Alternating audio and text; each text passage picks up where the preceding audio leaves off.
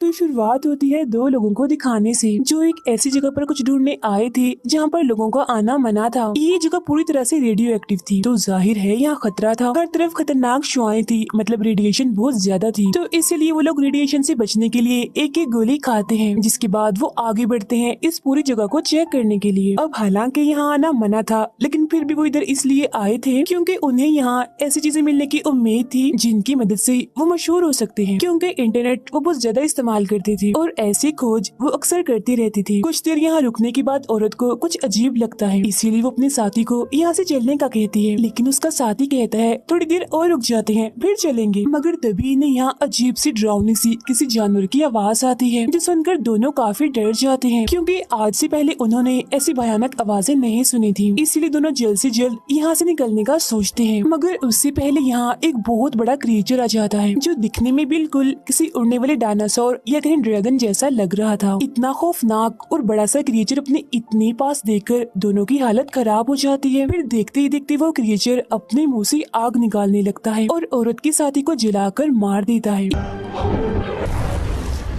ये देख औरत डरते हुए वहाँ से भागने लगती है और अपनी गाड़ी के पास आ जाती है। वो गाड़ी का दरवाजा खोलती है मगर नहीं खुलता क्योंकि वो बंद था और चाबी तो उसके साथी के पास थी जिसे उस क्रिएचर ने मार दिया, इसीलिए वो यहाँ से नहीं भाग पाती। फौरन ही वो क्रिएचर उसका पीछा करते करते यहाँ भी आ जाता है और देखते ही देखते उस औरत को भी अपना शिकार बना लेता है। इस हादसे के कुछ अर्से बाद एक आर्मी जनरल अपने एक ऑफिसर जिसका नाम वेनिसा था उसे अपने दो साथियों के साथ उसी खतरनाक जगह पर जाने का कहता है, ताकि वो लोग वहाँ जाकर उस क्रिएचर के बारे में पता लगवा सके और अगर ये लोग उस क्रिएचर का शिकार कर लें तो उसे जिंदा या मुर्दा किसी भी हालत में ला सके। अब यहाँ वेनिसा इस मिशन को करना नहीं चाहती क्योंकि उसकी एक साथी की तबीयत अभी तक ठीक नहीं हुई थी। पैर में चोट लगने की वजह से वो ठीक से नहीं चल पा रही थी। इसके अलावा वेनिसा को उस अनजान क्रिएचर के बारे में कुछ पता नहीं होता, इसीलिए वो जनरल को इस मिशन को करने से साफ इनकार कर देती है।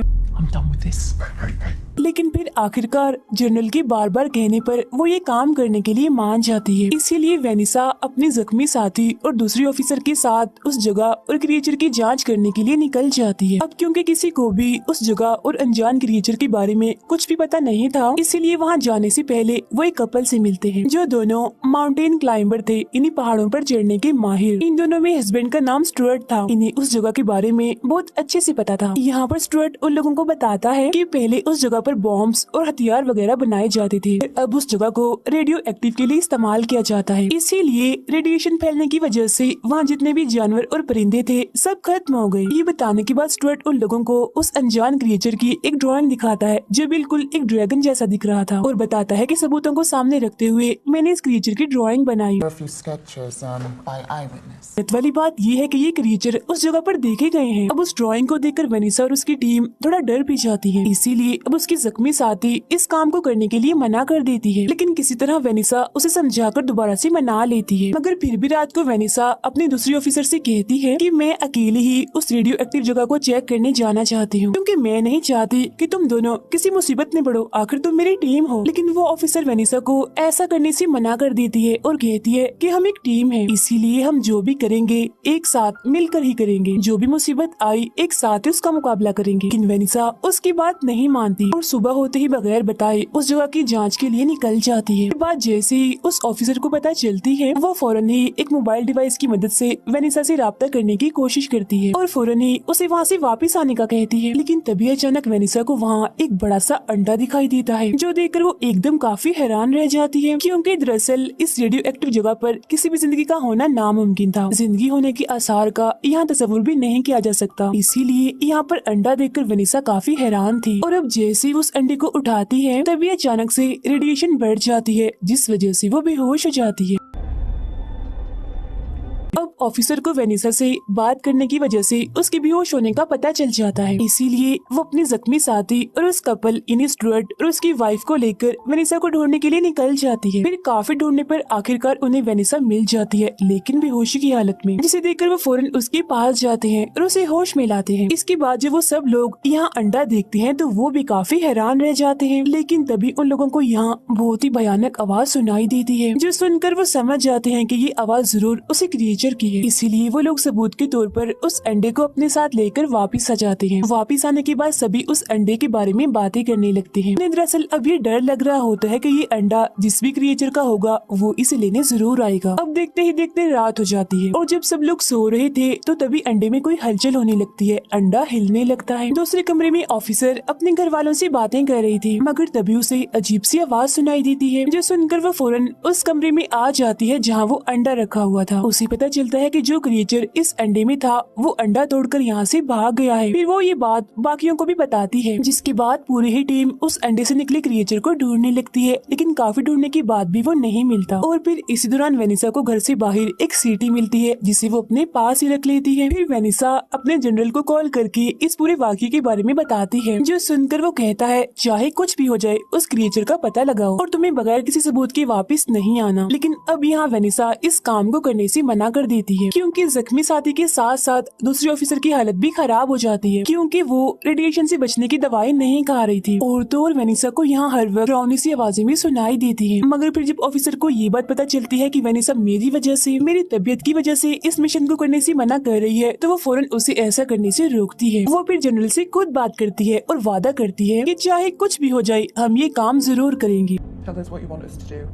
फिर हम स्टुअर्ट और उसकी वाइफ को देखते हैं, जो खुद ही उस क्रिएचर को ढूंढने के लिए निकल जाते हैं। वो उसी जगह पर जाते हैं जहाँ से उन्हें वो अंडा मिला था। और फिर तभी अचानक से उन्हें यहाँ एक बहुत ही बड़ा क्रिएचर दिखाई देता है, और इतना बड़ा क्रिएचर उन्होंने आज से पहले नहीं देखा था। वो हवा में उड़ रहा था। उस खतरनाक क्रिएचर को देखकर उनकी हालत खराब हो जाती है और वो यहाँ से भागने की कोशिश करते हैं, लेकिन तभी देखते ही देखते वो क्रिएचर नीचे इनकी तरफ आने लगता है और स्टुअर्ट की वाइफ पर झपट कर उसे मार देता है। जिस दौरान किसी तरह स्टुअर्ट अपनी जान बचाने के लिए वहाँ से भागता है और वापस अपने घर आ जाता है। लेकिन फिर भी उनकी टेंशन खत्म नहीं हुई थी, क्योंकि वो क्रिएचर स्टुअर्ट का पीछा करते करते यहाँ तक आ गया था और इनके घर के बाहर ही मौजूद था, वहाँ से जा भी नहीं रहा था। अब ये बात जानने के बाद वो सब लोग समझ जाते हैं कि वो अंडा इसी क्रिएचर का है, इसीलिए अब वो हमें नहीं छोड़ेगा, क्योंकि हमने उसका अंडा चुराया था। इसीलिए अब उस क्रिएचर के डर से कोई भी घर से बाहर नहीं निकल रहा था। लेकिन अब यहाँ उस ऑफिसर की तबीयत भी खराब होने लगती है,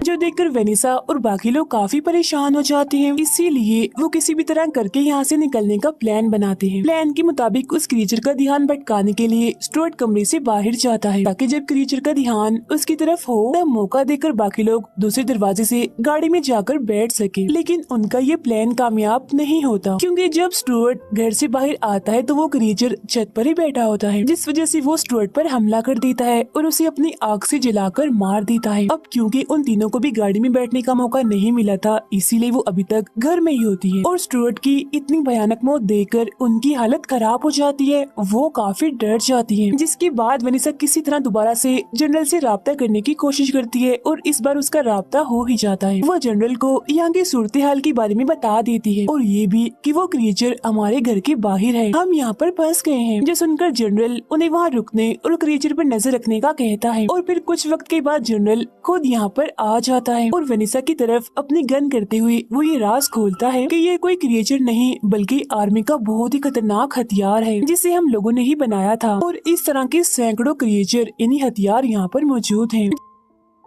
जिस पर गुस्सा होते हुए वेनिसा कहती है कि अगर ये सब तुम लोगों ने ही बनाया था तो फिर हमें यहाँ क्यों भेजा कि हम उस क्रिएचर की जांच करें। जिस पर जनरल कहता है हम बस उस हथियार की ताकत को जानना चाहते हैं, हम बस जानना चाहते हैं कि हमारा ये हथियार तुम जैसे ट्रेन और बहादुर लोगों को भी हराएगा या फिर नहीं। हम तुम लोगों को बस इस हथियार को टेस्ट करने के लिए इस्तेमाल कर रहे हैं। अब इतना बड़ा और कड़वा सच जानकर वेनिसा और उसकी दोनों साथी काफी डर जाती है। अब यहाँ जनरल उन्हें बाहर जाने का कहता है ताकि वो उस क्रिएचर जैसे हथियार की ताकत देख सके। वो उनसे कहता है तुम्हारे पास बस 3 मिनट है अपनी जान बचाने के लिए, क्योंकि अगर तुम घर से बाहर गए तो शायद उस क्रिएचर से बच सकते हो, लेकिन अगर तुम घर के अंदर ही रहे तो मैं तुम्हें मार दूंगा। तब ये धमकी सुनकर ना चाहते हुए भी वेनिसा उन दोनों को लेकर घर से बाहर आ जाती है। फिर फौरन ही वो लोग गाड़ी की तरफ बढ़ती है, लेकिन जनरल ने गाड़ी का टायर पंचर कर दिया था, जो देखकर वेनिसा को बहुत गुस्सा आता है। मगर इन लोगों के पास ज्यादा वक्त नहीं था, इसीलिए वो फौरन ही जंगल की तरफ जाने लगती है। वो जंगल की तरफ इसलिए जा रहे थे क्योंकि जंगल में वो क्रिएचर अपने बड़े बड़े पंख की वजह से उड़ नहीं पाएगा। लेकिन रास्ते में ही उस जख्मी साथी की तबीयत खराब होने लगती है, क्योंकि पैर में चोट लगने की वजह से उससे चला नहीं जा रहा था और क्योंकि क्रिएचर के यहाँ आने का भी वक्त हो रहा था, इसीलिए वो अपने साथियों को उसे यहीं छोड़कर आगे बढ़ने का कहती है। अब हालांकि वो दोनों यानी वेनिसा और वो ऑफिसर ऐसा करना तो नहीं चाहती थी, मगर ना चाहते हुए भी उन्हें ऐसा करना ही पड़ता है। वो आगे बढ़ जाती है, जिसके बाद अब वो वहाँ अकेली रह जाती है और तभी वो क्रिएचर भी उसे देख लेता है और उसके पास आ जाता है। वो बस उस पर हमला करने ही वाला था, जो देखकर वो उस क्रिएचर पर अपनी गन से गोलियां चलाती है, मगर क्योंकि वो खुद भी एक हथियार था इसीलिए गोलियों का उस पर कोई भी असर नहीं होता। फिर वो अपने मुंह से आग निकालकर उसे जलाकर राख कर देता है। उधर वेनिसा और वो ऑफिसर अपनी जान बचाने के लिए अभी भी जंगल की तरफ भाग रही होती है, लेकिन तभी उस ऑफिसर की तबीयत इतनी खराब हो जाती है कि एक कदम भी चलना उसके लिए बहुत मुश्किल हो जाता है। इसी बीच वो क्रिएचर भी इनके बहुत ही पास आ जाता है। वो एकदम से ही उस ऑफिसर पर हमला करके उसे जान से मार डालता है और उसे खाने लगता है। ये देखकर वेनिसा उस पर गोलियों की बारिश कर देती है, मगर अब भी उस पर गोलियों का जरा भी असर नहीं होता। लेकिन तभी यहाँ जनरल भी आ जाता है और दोबारा से वेनिसा पर गन करते हुए कहता है कि अब तुम्हारे भी मरने का वक्त आ गया है। ये कहते ही जनरल अपने जेब से सीटी निकाल कर बजाने लगता है। सीटी के बजते ही वो क्रिएचर फौरन ही यहाँ पर आ जाता है, लेकिन वो हमला नहीं करता क्योंकि जनरल उसे कंट्रोल कर रहा था इस सीटी के जरिए। दरअसल ये सीटी एक डिवाइस की तरह काम करती थी इन क्रिएचर जैसे हथियारों को कंट्रोल करने के लिए। अब इस बात का पता लगते ही वेनिसा भी अपनी जेब से वैसी एक सीटी निकालती है और ये वही सीटी थी जो उसे घर के बाहर जमीन पर गिरी मिली थी। जिसके बाद अब वेनिसा सीटी बजाकर उस क्रिएचर को कंट्रोल करती है और उसे जनरल पर हमला करने का कहती है। तो वो क्रिएचर ऐसे करता है और जनरल को अपना शिकार बनाने के लिए आगे बढ़ता है, जो देख जनरल काफी डर जाता है, मगर वो कुछ नहीं कर पाता और देखते ही देखते वो जनरल का खेल भी खत्म कर देता है। इसी बीच मौके का फायदा उठाकर वेनिसा वहाँ से निकलकर रोड तक आ जाती है। यहाँ साइड में ही उसे एक गाड़ी खड़ी मिलती है, जिसमें बैठकर वेनिसा शहर की तरफ निकल जाती है। उसके जाने के बाद हमें इस जगह का भयानक नजारा दिखाया जाता है और वो ये कि यहाँ पर वैसे खतरनाक क्रिएचर जैसे हथियार उड़ रहे होते हैं, वो भी सैकड़ों की तादाद में। और इसी खतरनाक सीन को दिखाते हुए ही ये फिल्म यहीं पर खत्म हो जाती है।